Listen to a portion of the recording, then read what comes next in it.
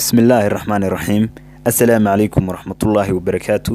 maanta waxaynu halkan ku wadaagi doonaa sidee loo abuuraa ganacsi ku gaara oo guuleysta. ma rabnaa sidee loo abuuraa ganacsi ku gaara oo kaliya, balse waxaan rabnaa inaynu sameeyno ganacsi ku gaara oo guuleysta. toddoba hab dhaqan ayaa haddii aad raacdo aan rajaynaya inay si fiican ku anfici doonaan, runtii ganacsigaaguna horumar fiican aad ka gaari karto. qodobka koobaad, hel fikrad ganacsi. qodob runtii aad iyo aad isna muhiima oo qodobka ugu horeeya ayaa wuxuu yahay waa inaad heshaa fikrad ganacsi. haddii aad fikrad ganacsi hayn runtii waxa ma qabsan kartid. qodobka labaad, baaritaan samee.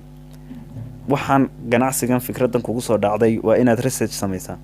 waa inaad tiraahdaa maxaa isoo gali kara haddii aan sidaa yeelo, maxaa sayga khasaari kara. markaad intaa ogaato, qodobka saddexaad, raadi position ku habboon. runtii markaad fikradii ganacsi hesho, baaritaanna aad samayso, aad ku qanacdo inuu wixii wanaagsan yahay, waa inaad heshaa position ku habboon meesha waxaad hayso.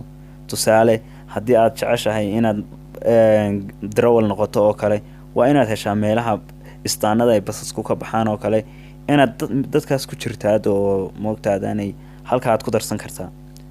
qodobka afraad, waa inay wanaagsan tahay xirfadaada dadla dhaqanku. haddii aanay wanaagsaneyn xirfadaada dadka aad la dhaqmaysaa ama ay dulqaadkaagu yaryahay, runtii ganacsiga way adag tahay inaad wadaa.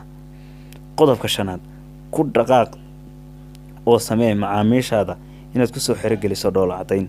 qof walba oo ku yidhaahda soomaalideennan waxaynu runtii aad iyo aad u adeegsanaa macmiil baan ku ahay, xataa qof aan ku ahayn oo maalinkaas ugu kiin horeyso inuu ku yidhaahdo. haddii se aad dhoola cadayso, waxyaabo badan ayaa iska bedelaya naftiisa. waxaan u arkayaa qofkani inuu kuu qanacsan yahay dhoola cadaynta aad ku kasbatay awgii. qodobka lixaad, ku qanac ganacsigaaga yar ee hadda aad hayso. waa inaad ku qanacsanaataa ganacsigaagu hadduu yar yahay iyo hadduu wan yahayba. haddii aanay qanacsanaan jirin meesha, waxbada runtii ma qabsan kartid. wuu kugu dhibaatoonaysaa, dhib bay kugu noqonaysaa. runtii qof walbaaba waxa uu leeyahay waxyaabo khiyaala oo uu sawiran karo. haddii aad sawirato adigoo guulaystay, in bal xisaabi inta wax ee sawiratay adoo guulaystay halkeedse ka gaadhay. waxaan rajaynayaa inuu muuqaalkani ku anfacay, dad badanna runtii ay rajaynayeen inay anfacay. insha allah intaan muuqaalka xiga ku kulmi doono, waxaan igaga tegayaa. wassalaamu calaykum waraxmatullaahi wabarakaatu.